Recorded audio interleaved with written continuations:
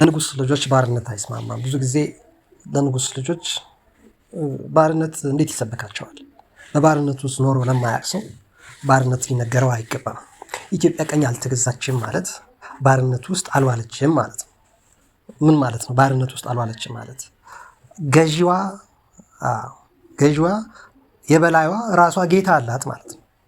ጌታዋ ቀዳማዊ ኃይለ ሥላሴ፣ በደርግ መንግስቱ ኃይለማርያም፣ መለስ ዜናዊ፣ ኃይለማርያም ደሳለኝ፣ አብይ አህመድ እያለ የሚቀጥል አይደለም። እነዚህ በኢትዮጵያ ምድር ላይ በኮንትራት ደረጃ ስልጣን የሚይዙ ናቸው። በቀደመው በነገስታት ስርዓት በንግስና ከቤተ መቅደስም ይሁንታ አግኝተው ነገስታቱ ቤተ መቅደሱን እየተጠቀሙበት ኖረዋል። የኢትዮጵያ ንጉሷ ክርስቶስ ነው። ንጉሱ ቀዳማዊ ኃይለ ሥላሴ አይደሉም። እሳቸው ራሱ ለክርስቶስ ባሪያው ናቸው። የኢትዮጵያ ንጉሷ መንግስቱ ኃይለማርያም ሆኖ አያውቅም። የኢትዮጵያ ንጉሷ ክርስቶስ ነው። መንግስቱ ኃይለማርያም ራሱ የክርስቶስ ባሪያ ነው። የኢትዮጵያ ንጉሷ ኃይለማርያም ደሳለኝ ወይ መለስ ዜናዊ ሆነው አያውቁም፣ ሊሆኑም አይችሉም። የኢትዮጵያ ንጉሷ ንጉስ ክርስቶስ ነው። የኢትዮጵያ ንጉሷ አብይ አህመድ አይደለም፣ ሊሆንም አይችልም። እሱ ራሱ ለክርስቶስ ባሪያው ነው። ስለዚህ የኢትዮጵያ ንጉስ ማን ነው? ብዙ ያጨቃጭቃል። ይሄ ኢትዮጵያን ጠፍጥፎ የፈጠራት ማን ነው? አፍሪካን ጠፍጥፎ የፈጠረ ማን ነው? ዓለምን ጠፍጥፎ የሰራ ማን ነው? ለንጉስ ልጆች የማይመች ንግግር ልንሰማ አይገባም። ኢትዮጵያ የነገስታት ሀገር ነች ማለት ነገስታት ጠፍጥፈው ባሪያ አሽከር አድርገው ይመራሉ ማለት አይደለም። ንግስት ሳባ በዚህ ህዝብ ላይ ንግስት ነበረች። ንግስት እቴጌ ማክዳ ንግስት ነበረች ማለት እንደ ባሪያ ጠፍጥፋ ትገዛለች ማለት አይደለም። ንጉስ ካሌብ፣ ንጉስ አፄ ገብረ መስቀል፣ ንጉስ ይምርሃነ ክርስቶስ ወይ ላሊበላ በኢትዮጵያ ምድር ላይ ንጉስ ነበር ማለት ሰው አሽከር ባሪያ ነበር ማለት አይደለም። አወዛጋቢው በብዛት ለብዙዎች አፍ መክፈቻ የሆነው ሊቅነቱ፣ አዋቂነቱ፣ ተመራማሪነቱና ጥልቅ የሆነ ዓለምንም ሆነ ስነ ጽሁፍን ጥበብንና ስልጣኔን የመረዳት ብቃት ያለው አፄ ዘርዓ ያዕቆብ እንኳን ንጉስ ነበረ። ብዙ ህዝብ ጨፍጭፏል። ሰሞኑን ባነበብኩት የደቂቀ እስጢፋኖስ ገድላት ላይ ይህን ተረድቻለሁ። እሱ እንኳን የኢትዮጵያን ህዝብ ባሪያ አድርጎ አሽከር አድርጎ መግዛት አይችልም፣ አልቻለምም። ስለዚህ በኢትዮጵያ ምድር አብርሃና አጽብሃ ነግሰዋል ማለት ህዝቡ አሽከር ነበረ፣ ባሪያ ነበር ማለት አይደለም። ይህ በነፃነት የኖረ ህዝብ ነው። ባህሉ አልተነካበትም፣ ለቅሶ አልተቀማም፣ ደስታው ማንም አልነጠቀውም፣ ሰርጉን ባህሉን ማንም አልነጠቀውም። ኢትዮጵያ የነገስታት ሀገር ነች። ኢትዮጵያ የክብር ሀገር ነች ማለት እኮ ነው። የነገስታት ሀገር ነች ማለት ሰው አሽከር አይደለም። ሰው ባርነት አልለመደም፣ በነፃነት ነው የሚንቀሳቀሰው። ምንም እንኳ ከጥንት እስከ ዛሬ ድረስ ጨካኝና ምናልባትም ከአውሬ የማይተናነስ ባህሪ ያላቸው ነገስታትና ባለስልጣኖች በየዘመኑ ቢኖሩም ሊጠፉም ባይችሉም ወደፊትም ይቀጥላል። ህዝቡ ግን ባሪያ አሽከር፣ የባርነትና የአሽከርነት አስተሳሰብ የዳበረበት ህዝብ ነው ማለት አይደለም። በመጽሐፍ ቅዱስ በመጽሐፈ ሳሙኤል ቀዳማዊ ምዕራፍ 15 ቁጥር 20 ላይ እንዲህ የሚል ተጽፏል። ሳውልም ሳሙኤልን የእግዚአብሔርን ቃል ሰምቻለሁ፣ እግዚአብሔርን በላከኝ መንገድ ሄጃለሁ፣ የአማሌቅን ንጉሥ አጋግን አምጥቻለሁ፣ አማሌቃውያንንም ፈጽሜ አጥፍቻለሁ ብሎ ዋሸ፣ ቀጠፈ። አመፀኝነት እንደ ሟርተኛ ኃጢአት፣ ልከኝነትም ጣዖትን ትራፊምን እንደማምለክ ነው። የእግዚአብሔርን ቃል ንቀሃልና እግዚአብሔር ንጉሥ እንዳትሆን ናቀህ ተብሎ መልስ ተሰጠው። ናቂው ማን ነው? እግዚአብሔር። ለምን? አጥፋ የተባልከውን ካላጠፋ፣ አታድርግ የተባልከውን ካደረግ፣ አድርግ የተባልከውን ካላደረግ፣ ለንጉሥ የማይመች ጸባይ ካዳበርክ የእግዚአብሔር ልትሆን አትችልም። የእግዚአብሔርን ቃል ይቅርታ የእግዚአብሔርን ቃል ንቀሃልና እግዚአብሔርን በእስራኤል ላይ ንጉሥ እንዳትሆን ንቆሃል ማለት ቀላል እኮ አይደለም። ማኔ ቴቄል ፋሬስ የሚለው እኮ ታላቁ ንጉሥ ለብልጣሶር ነው አይደል የታየው? እግዚአብሔር ዙፋንህን ስልጣንህን አየው፣ ተመለከተው፣ መዘነው፣ ቀለህ ተገኘ፣ ስለዚህ ናቀ የሚል በብዙ መጽሐፎች ላይ ተጽፏል። ንጉሥ ዳዊት ወደ ዳዊት ግቢን ወደ ንጉሱ ወደ ዳዊት ሄደሽ ግቢና ጌታዬ ንጉሥ ሆይ ለኔ ለባሪያ ልጅሽ ሰሎሞን ከኔ በኋላ ይነግሳል፣ ልጅሽ ሰሎሞን ከኔ በኋላ ይነግሳል፣ በዙፋኔም ይቀመጣል ብለህ አልማልክልኝም ምን ብለሽ ጠይቂው የሚል በመጽሐፈ ነገሥት ቀዳማዊ 1:13 ተጽፏል። ንጉሥ ዳዊትን ልመና ማለት ነው። አንድ ሰው ቀስቱን ድንገት ገትሮ የእስራኤልን ንጉሥ በጥሩ ልብስ መጋጠሚያ በኩል ወጋው። ሰረገላውን መልሰ ንዳ ተወግቻለሁና ከሰልፍ ውስጥ አውጣኛለሁ። የነገስታት ታሪክ በመጽሐፍ ቅዱስ በብዙ ቦታ በተለይ በመጽሐፈ ነገሥት፣ በመጽሐፈ ዜና መዋዕል፣ በመጽሐፈ ሳሙኤል ተጽፏል። በመጽሐፈ ዕዝራም ላይ የፋርስ ንጉሥ ቂሮስ እንዲህ ይላል፣ የሰማይ አምላክ እግዚአብሔር የምድር መንግስታት ሁሉ ሰጥቶኛል፣ በይሁዳም ባለችው በኢየሩሳሌም ቤት እሰራለት ዘንድ አዞኛል ይላል በመጽሐፈ ዕዝራ ምዕራፍ 1 ቁጥር 2 ላይ። ከ1400 በላይ ንጉሥ የሚል ቃል በመጽሐፍ ቅዱስ ላይ አለ። በትንቢተ ኢሳይያስ ምዕራፍ 37 ቁጥር 10 ላይ ደግሞ እንዲህ ይላል፣ ለይሁዳ ንጉሥ ለሕዝቅያስ እንዲህ ብላችሁ ንገሩት፣ ኢየሩሳሌም በአሦር ንጉሥ እጅ አትሰጥም ብሎ የምትታመንበት አምላክህ አያታልህ። የአማድ ንጉሥ፣ የአርፋድ ንጉሥ፣ የሴሮፋይ ንጉሥ፣ የሄናና የኤዊ ንጉሥ ወዴት አሉ? የአሞጽ ልጅ ኢሳይያስ እንዲህ ብሎ ወደ ሕዝቅያስ ላከ፣ የእስራኤል አምላክ እግዚአብሔር እንዲህ ይላል፣ ስለ አሦር ንጉሥ ስለ ሰናክሬም ወደ እኔ ለምናሃልና። እንግዲህ እግዚአብሔር ስለ ምድር ነገሥታት የተናገረው ነው ይሄ። እስቲ ልዝለል ከነዚህ ቃላት መካከል እስቲ የደረስኩበትም መርጫ አንዱን ደግሞ ላንብብላችሁ። በመጽሐፈ ዲድስቅልያ ላይ ልባቸው የታወረ አይሁድንና ከቄሳር በቀር ንጉሥ የለንም የሚሉትን መንገድ የተከተሉትን መሐላ ልናቆ ያበራል። ከቄሳር በቀር ንጉሥ የለንም ብለው አይደል ኢየሱስ ክርስቶስን የሰቀሉት? ኢናንአ ብሎ አይደል እንደ ጲላጦስ ዘጸሐፍኩ የጻፍኩትን ጽፌአለሁ ያለው? ኢየሱስ ናዝራዊ የአይሁድ ንጉሥ ብሎ አይደል የጻፈው? እኛ ግን ከቄሳር በቀር ንጉሥ የለንም አሉ። ንጉሥ አግሪጳ ሆይ ስለዚህ ከሰማይ የታየኝ ራእይ እንዲህ አላልኩም ይላል ደግሞ ሐዋርያት ሥራ ምዕራፍ 26 ቁጥር 10 ላይ። ኢየሱስም በይሁዳ ቤተልሔም በንጉሥ ሄሮድስ ዘመን በተወለደ ጊዜ እነሆ ሰብአ ሰገል የተወለደው የአይሁድ ንጉሥ ወዴት ነው አሉ። እሴይም ንጉሥ ዳዊትን ወለደ እያለ ደግሞ ማቴዎስ ወንጌል ምዕራፍ 1 ላይ ይጀምራል።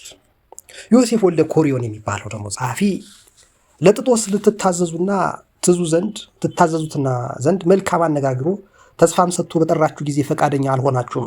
ያለማወላወልና ያለ ጭቅጭቅ ብትታዘዙት መልካም ነበር፣ ምክንያቱም ለእሱ የከበረ ንጉሥ የንጉሥም ልጅ ነውና። ይሁንና አልተስማማችሁበትም። ንጉሥ ሴዴቅያስም ናቡከደነፆር በወጋው ጊዜ ነቢያት እንግዲህ አሁን ይሄ የንጉሥ ልጆች ታሪክ አላቸው። ንጉሥ አርማህ የሚለውን ብሔራዊ ቲያትር ትላንትና እሑድ ዕለት ሄጄ ሳየው ነቢዩ መሐመድ በሳውዲ አረቢያ በተጨነቀና በተቸገረ ጊዜ ምንም እንኳን ጦርነት አስነስሶ ቁረይሾችን መዋጋት ደግሞ አልሆንለት ቢለው ወገኖቹ ቤተሰቦቹን ጫን ሲሉት ወደ አበሻ ወደ አቢሲኒያ ፍትሐዊ ንጉሥ አለ ብሎ ላከ። በወቅቱ ንጉሥ አርማህ እንደሚባል ትላንትና ብሔራዊ ቲያትር ላይ እሑድ ከሚታየውን ቲያትር ገብቼ እንዳየው ነግሬያቸዋል። የነገስታት ልጆች ነን ማለት አሽከሮች አይደለንም ማለት ነው። ባሪያዎች አይደለንም ማለት ነው። የአሽከር ልብ የለንም ማለት ነው። የባህርነት መንፈስ የለብንም ማለት ነው። አርቲፊሻል ኢንቴሊጀንስ፣ የመንገድ ዳር ልማት፣ የወንዝ ዳር ልማት፣ የህንፃ ኮንዶሚኒየም፣ አፓርታማ፣ ቪላ የ100 ሚሊዮን 200 ሚሊዮን 300 ሚሊዮን መኪና ብትገዛ የአሽከር ልብ ለሌለው ህዝብ፣ የአሽከርነት አስተሳሰብ ለሌለው ህዝብ ምንም አይደለም ማለት ነው። ምናልባት መኪናህን ከአህያው ላይ አስበልጦ ላይ ያስባል ይችላል። ምናልባት የምትገዛውን አውሮፕላን የተቀናጣ ህይወትህን ግቢ ውስጥ ከሚርመሰመሰው ውሻ ወይ ከቡችሎቹ መካከል እንዳንዱ ሊቆጥራት ይችላል። የበግ ያህል እንኳን ክብር ላይ ሰጣት ይችላል መኪና። ስልክም ጭቃ ነው፣ አፈር ነው። መኪናም አፈር ነው፣ ቆርቆሮ ነው። አውሮፕላንም ቆርቆሮ አፈር ነው። ጠቢብ ነው የሰራው እሱ። ሊይዘውም የሚገባው ጠቢብ ነው። ኢትዮጵያ ደግሞ የነገስታት ሀገር ነች ማለት የጠቢባን ሀገር ነች ማለት ነው። ስለዚህ ኢትዮጵያዊ መልኩ ነብር ዥንጉርጉርነቱ ማለት ምን ማለት ነው? ኢትዮጵያዊ መልኩ የባህርነት መልክ አይደለም። የተስፋ መቁረጥ፣ የጭንቀት፣ የሐዘን፣ የትካዜ መንፈስ አይደለም። ኢትዮጵያዊ ልቡ የንጉስ ልብ ነው ያለው። የገዥነት ነው። ምድር የተፈጠረችው ለኔ ነው ብሎ ነው የሚያምነው ኢትዮጵያዊ። ዘርአይ ድረስ በሮማ አደባባይ አብዲስ አጋ እንዲህ የሰሩትን ስራ ስናነብ ስንሰማ የኢትዮጵያዊ ልብ ነው የምናይባቸው። ይሄ ህዝብ ዝም ብሎ አይደለም ቅድስት አርሴማን የሚያደንቀው ወይ ለአፄ ቴዎድሮስ ራሱን ለገደለው ክብር የሚሰጠው። ይሄ ህዝብ ዝም ብሎ አይደለም አክሱማውያንን የሚያደንቀው። ይሄ ህዝብ በተራ አይደለም ላሊበላን የሚያከብረው። የሥራ ሰው ያከብራል። ክብር ለሚገባው ክብር ይሰጣል። የንጉስ ልብ ነው ህዝቡም ያለው። የባህርነት አስተሳሰብ አይመቸውም። የዘራኸውን ታጭዳለህ። ባህርነትን ከዘራ ባህርነትን ታጭዳለህ። እንክርዳድ ዝርትህ እንክርዳድ ነው የምታገኘው። ለህዝቡ የሚመቸው ስነ ስርዓት ከዘራህ፣ ህዝቡ የሚወደውን ስነ ልቦና የሚያጠናክር የሚያስፋፋ ነገር ካሰለጠንክ ለዚህ ህዝብ ባርነት አይስማማውም፣ ድንቁርና አይስማማውም፣ ክፋት አይስማማውም። ከኋላ ምን መጣብኝ፣ ከፊቴ ማን መጣ፣ ከቀኝና ከግራዬ ማን አለ ብሎ መጠራጠር አይፈልግም። ይሄ ህዝብ አምላኩ ክርስቶስ ነው። ንጉሠ ነገሥታት ነው ክርስቶስ። የነገሥታት ንጉሥ ነው። የአማልክት አምላክ ነው። የገዢዎች ገዥ ነው። ሰማይና ምድርን በውስጣቸው ያለውን ሁሉንም የፈጠረ አምላክ ነው። ይህ ህዝብ ባርነቱ ለክርስቶስ እንጂ ለምድራዊ ንጉሥ አይደለም። ህዝቤን ልቀቅ የሚለው ንጉሠ እስራኤል እግዚአብሔር ሙሴን የላከው ወደ ፈርዖን ትክክለኛው ገዢ እግዚአብሔር መሆኑን የሚያሳይ መሆኑን እንጂ በፈርዖን ላይ እንደውም ንጉሥ አድርጎ ሙሴን የሾመለት እግዚአብሔር በኤርትራ ባህር የሰመጠው የፈርዖን ገዢ አይደለም የሙሴ እንጂ ሙሴ ነው የፈርዖን ንጉሥ ተደርጎ የተሾመው። እና ለዚህ ህዝብ ለዚህ ለኢትዮጵያ ህዝብ መልኩ ሊቀማ አይገባም። አንደኛው መልኩ ባርነት የማይመቸው መሆኑ ነው። የጥበብ ዓለም ላይ ያሉት፣ የሃይማኖት መንደር ላይ የተሰማሩት፣ የስልጣን ማማ ላይ የተቆናጠጡት፣ በእውቀት አደባባይ ላይ ያሉት እውቀትን ሊሸቅጡ፣ በስልጣን ሊዘቅጡ፣ በሃይማኖት ሊቀብጡ፣ በያላቸው እድል ላይ ሊያማግጡ አይገባም። ይህ ህዝብ ድሪቶ ለባሽ ሊሆን ይችላል። በሚሊዮን ብር ከተገዛ ልብስ፣ መኪና፣ ቤት ይልቅ ግን በደሳሳ ቤት ውስጥ ያለን ህዝብ የሚያከብር ህዝብ ነው። ይሄ ህዝብ ከቪላ ይልቅ የተጣሉን የተናቀውን የሚያከብር ህዝብ ነው። ይሄ ህዝብ በሚካኤል በገብርኤል ስም እያለ በማርያም በተክለ ሃይማኖት በአረጋዊ ስም ያለ እየተረዳዳ የሚኖር ህዝብ ነው። ይሄ ህዝብ ልቡ ያንበሳ ነው። ልቡ የንጉሥ ነው። የማንንም መጠቃት አይፈልግም፣ እንኳን የራሱን። የንጉሥ ልጅ ነው ህዝቡ። ንጉሱ ክርስቶስ ነው። ክርስቶስ ደግሞ አንግሶኝ ብሎ ማንንም አይለምንም፣ ማንንም አይማጸንም። ይህ ህዝብ መሪዎችን ያከብራል፣ ከመሪዎች አታጣሉት። ሊቃውንትን ያከብራል፣ ከሊቃውንት አታጋጩት። ጠቢባንን ያደንቃል፣ ከጠቢባን አታጋጩት። ነጋዴዎችን ለሰራተኞች ክብር አለው፣ አታጣሉት። ባልዋለበት የገበሬ ምግብ እየበላችሁ፣ የገበሬ ስንዴ እየበላችሁ፣ የገበሬ ቡና እየጠጣችሁ ይህን ህዝብ ማለት ታላግጡበት አይገባም። ተማርን ተብሎ የትኛው ትምህርታችን ነው? ዩኒቨርሲቲ ገብተን ዲግሪውን አየ ነው። ማስተርሱንም ጀምሬ ሲቆሽሽብኝ ሲበክትብኝ ተውኩት። ለዚህ ህዝብ አይመጥንም ማስተርስ። ለዚህ ህዝብ ፒኤችዲ አይመጥነውም።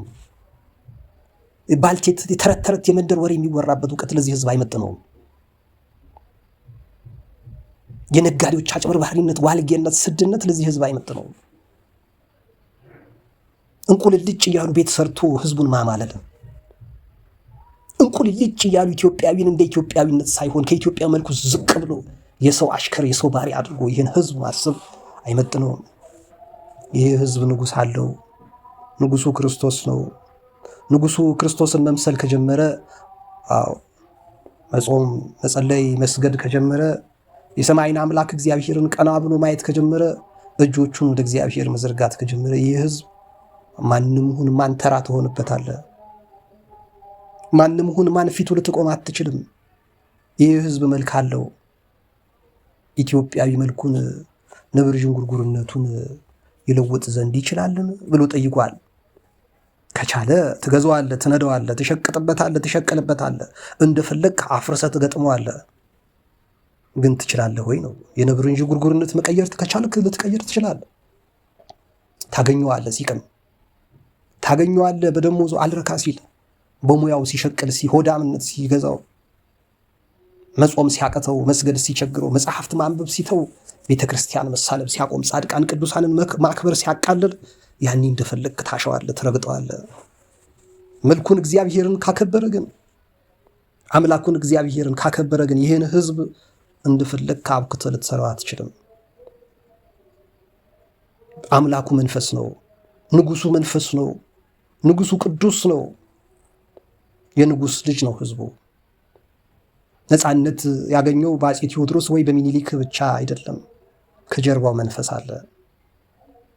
አቡነ ጳውሎስ ነፍሳቸውን ይማር በረከታቸውን ትድረሰንና በማህበረ ቅዱሳን አንድ መጽሔት ላይ በሐመር መጽሔት ላይ በተደረገላቸው ንግግር ቃለ ምልልስ የኢትዮጵያ መምህሯ፣ ንጉሷ፣ ገዥዋ እግዚአብሔር መንፈስ ቅዱስ ነው ብለዋል። ይህ ህዝብ የግራኝ አህመድ ምቀኛ አይደለም። የሱሱንዮስ በሽታ አይደለም። ይህ ህዝብ የዮዲት ጉዲት ነቀርሳ አይደለም። ይህ ህዝብ የመጣው የሄደው እንደፈለገ የሚገዛው የሚረግጠው ህዝብ አይደለም። ንጉሥ አለው ይሄ ህዝብ።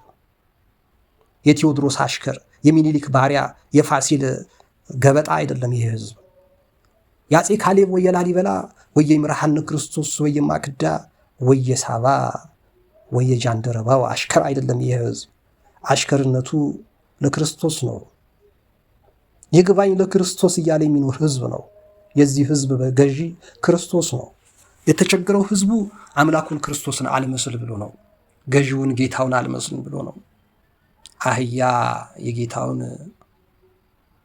በሬ በረቱን ሲያውቅ ህዝቡ ግን የጌታውን ጋጣ አላወቅም ተብሎ እንደተጻፈው ነው ትንቢተ ዕንባቆም ላይ። የህዝብ ገዢ አለው ወንድሞቼ። ገዢ አለው። ገዢው እግዚአብሔር ነው። የኢትዮጵያ ድንኳኖች በእርግጥ ይጨነቃሉ። ሲጨነቁም እያየን ነው። ተጨንቀዋል። በእውኑ እግዚአብሔር በወንዞች ላይ ተቆጥቷል። እስቲ እንመልከተው። ብቻ ብዙ ነገር ሊወራ ይችላል።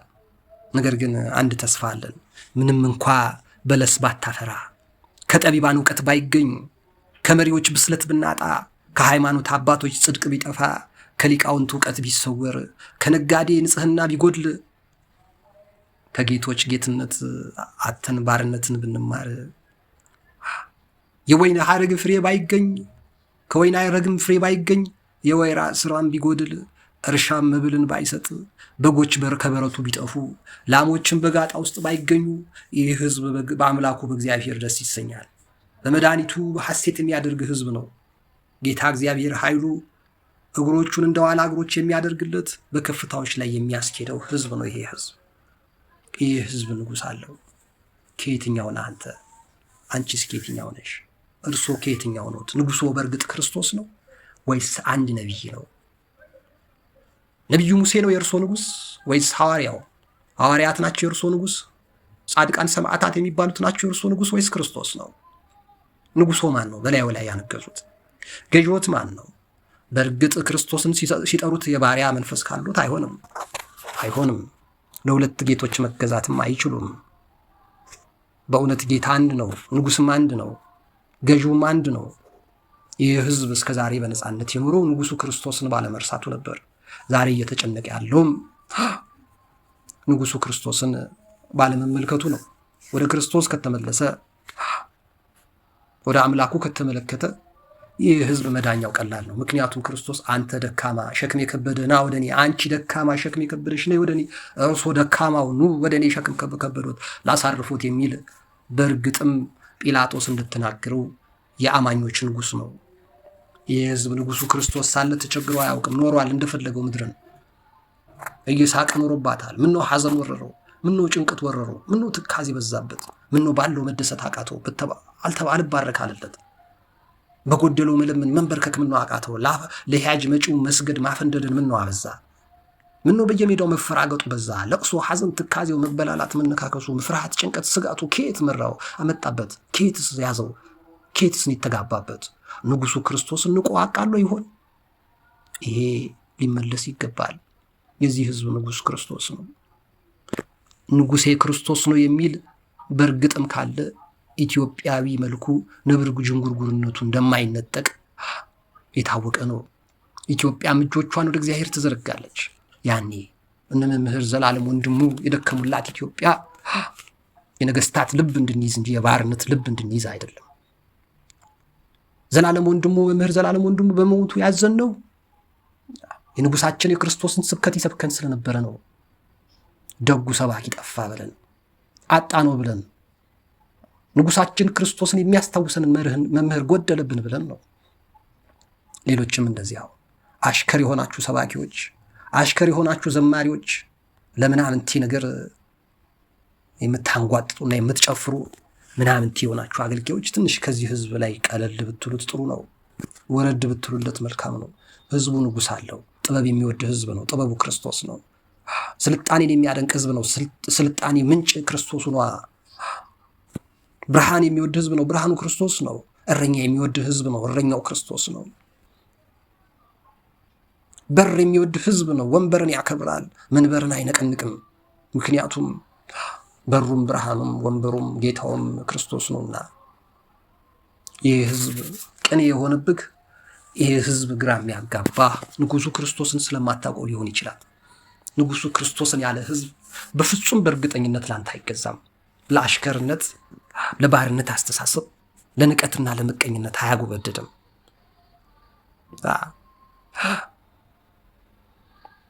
በእውነት አያጎበድድም። እንደኮራ እንደተጀነነ ይሞታል። ለአንዱ እንደተገጠመው ጠጅ ጠጣ ሲሉት ውሃ እየለመነ እየኮራ ሄደ እየተጀነነ እንደተባለለት ማለት ነው። ይህ ህዝብ አምላኩ ክርስቶስ ነው። አምላኩ ክርስቶስ ነው አየር የሰጠው፣ ፀሐይ የሰጠው፣ ቤተ ክርስቲያን የሰጠው። ጳጳስ አይደለም። ከጻድቃን አይደለም ሃይማኖት ያገኘው፣ ከቅዱሳን አይደለም ሃይማኖት ያገኘው፣ ከክርስቶስ ነው። ክርስቶስ ነው ጻድቃንን ቅዱሳንን እየተጠቀመ ህዝቡን የሚያነጋግረው ክርስቶስ ነው እንጂ ከሰው የፈለቀ ከምድር የተገኘ ሃይማኖት አይደለም የሚያመልከው ይህ ህዝብ። ቤተ ክርስቲያንም የተለያዩ ሰዎች ሐሳብ ማራመጃ፣ የባህርነት አስተሳሰብ ያላቸው አገልጋዮች ማራወጫ አይደለችም። የንጉሥ ልብ ያላቸው ኮርተው የሚያኮሩ፣ ጀግነው የሚያጀግኑ፣ ከፍ ብለው ከፍ የሚያደርጉ እንጂ ወድቀው የሚጥሉ፣ ተደናቅፈው የሚያደናቅፉ፣ ተሰናክለው የሚያሰናክሉ፣ ቃዥተው የሚያቃዡ ሰዎች መራወጫ አይደለችም።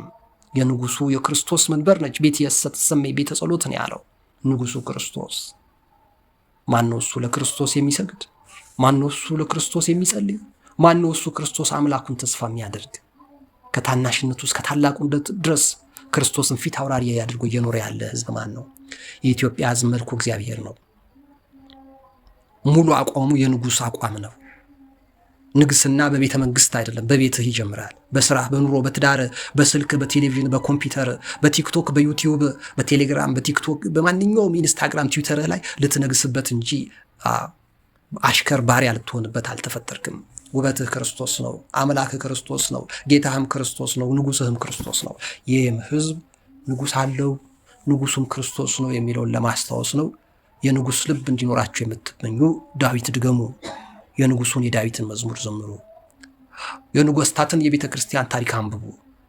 ነገስታት ከማይጠፉባት ቤተ ክርስቲያን አትጥፉ። ድል ይነሱ እንጂ የምስኪኖች የአሳዛኞች የሰቅጣጭ የሆነ የድህነት አኗኗር የኖሩ ሰዎች መታሰቢያ ያላት ቤተ ክርስቲያን የለችም። ቅድስት አርሴማ ንግስናን የናቀች ናት። ቅዱስ ጊዮርጊስ ንግስናን የናቀ ነው። ድንግል ማርያም የምድርን ክብር የትኛውንም የናቀች ያቃለለች ነች። ጭራሽ ወንድ ስለማላውቅ ይህ እንዴት ይሆናል የምትል ነች። ከመልአክ ጋር የምትከራከር ልዕልት ነች። እንዴት ተክለ ሃይማኖት ነው ንግስና የናቀ ነው። ገብረ መንፈስ ቅዱስ ነው። ተስዓቱ ቅዱሳን ናቸው። አብርሃ ጽብሃ ነው። ካሌብ ነው። የመነነ ነው። ለንጉሱ ለክርስቶስ አሽከር የሆነ ህዝብ ነው ይሄ ህዝብ። ነገስታቱም ራሳቸው የክርስቶስ አሽከሮች መሆን አለባቸው። ቤተ መንግስቱን አትመልከት፣ ተዋቸው። እንዳስተሳሰባቸው ይፈንጩ፣ እንዳስተሳሰባቸው ይራመዱ። ነገር ግን ምድሪቷም ልትሸከማቸው አትችልም። የነገስታት ሀገር ነች። ንጉሱ ክርስቶስ ነው የተመለከባት ለ2000 ዓመታት። ትመቻቸው እንደሆነ ዝም በል አንተ ስራህን ስራ። አንተ ባሪያ አትሁን፣ አንተ አሽከር አትሁን፣ አንቺ ባሪያ አትሁኝ፣ አንቺ አሽከር አትሁኝ። ለማንም አታፈንድጂ። ጸጉርሽን አትቀጢ፣ ጥፍር አትቀጢ። ሰውነትሽ ላይ የጎደለ ይመስል ንጉስሽ ክርስቶስ ያጎደለብሽ ነገር ያለ ይመስል እየተቀባባሽ የጭቃ ጥፍጥፍ አትምሰይ። የንጉስ የክርስቶስን ልብ ያዢ። የንግስት ሳባን፣ የንግስት ማከዳን፣ የንግስት ተዋበችን ልብ ልትይዥ ይገባል። እቴጌ ምንትዋብ እንዴት ነች ልትይ ይገባል። ቢያንስ ከህንደኬ ታንሻለሽ። ቢያንስ ከግራኝ አህመድ ታንሳለህ። ቢያንስ ከሱሱንዮስ እንዴት ታንሳለህ አንተ? ምን ነክቶ ነው ሽባ ምቶ ነው? ንጉስ ክርስቶስ ከሆነ ነቃ በል፣ በርታ በል። ለመሐመድ ቤተሰቦች መጠለያ መሆን ያቅተሃል። ሙስሊሞችን ማረጋጋት፣ በችግራቸው መርዳት፣ ለካቶሊኮች ማስተንፈሻ መሆን፣ ፕሮቴስታንቶችን እንዳያቃዡ ይልቅ ከሚቃዡበት መስመር ስርዓት እንዲይዙ ማድረግ ያቅተሃል። ያው በእርግጥ ያቅተሃል ንጉስ ካልሆንክ። የንጉስ ልብ ከሌለ ትጨነቃለህ። በትንንሽ ነገር በተራ ነገር ትሸበራለህ። ንጉስ አንበሳ ከጀርባዬ ማን መጣ ብሎ አይፈራም። ለምንድነው አይፈራው? ልቡ የንጉስ ነዋ። ልብ አንበሳ ሲሆን እንዲህ ነው የምትሆነው። ልብ የክርስቶስ ከሆነማ እንዴታ ማንንም ፈርታ አታድርም፣ ማንንም ፈርታ አትውልም፣ ማንንም ፈርታ አትወጣም፣ ማንንም ፈርታ አትገባም። ይህ ህዝብ ንጉሱ ክርስቶስ ነው። ወንድም እህቶቼ አስቡበት፣ በጣም አስቡበት። የባርነት መንፈስን ከህይወታችሁ አውጡ። በነፃነት ልንኖር ነው ክርስቶስ ነፃነትን የሰጠን፣ መስቀልን የወደድነው፣ ድንግል ማርያምን የምንወደው፣ የባርነት ልብ እንዲኖረን፣ ጻድቃን ሰማዕታትን የምንጠራው አሽከር ለመሆን አይደለም። የንጉሥ ልብ እንዲኖረን ነው። የክርስቶስ ልብ እንዲኖረን ነው። የጻድቃን ልብ እንዲኖረን ነው። በየትኛውም ቦታ ላይ ራሳችንን ችለን መቆም እንድንችል ነው። አይመስላችሁም? ይኸው ነው። ይቆየን። ሀሳብ አስተያየት ካላችሁ ስጡኝ። ቸር መልካም ጊዜ ይሆንላችሁ። ጾሙንም የሰላም ያድርግልን። ሞልቶ ከመጉደል አግኝቶ ከማጣት ቀርቦ ከመራቅ ጀምሮ ከማቋረጥ ተቀድሶ ከመርከስ ሁላችንን የሚሰውረን፣ ፍጻሜያችንን ያሳምርልን፣ እንደሰማን አያስቀረን፣ ለአበባ ብቻ ሳይሆን ለፍሬ ያድርሰን። ይመቻችሁ።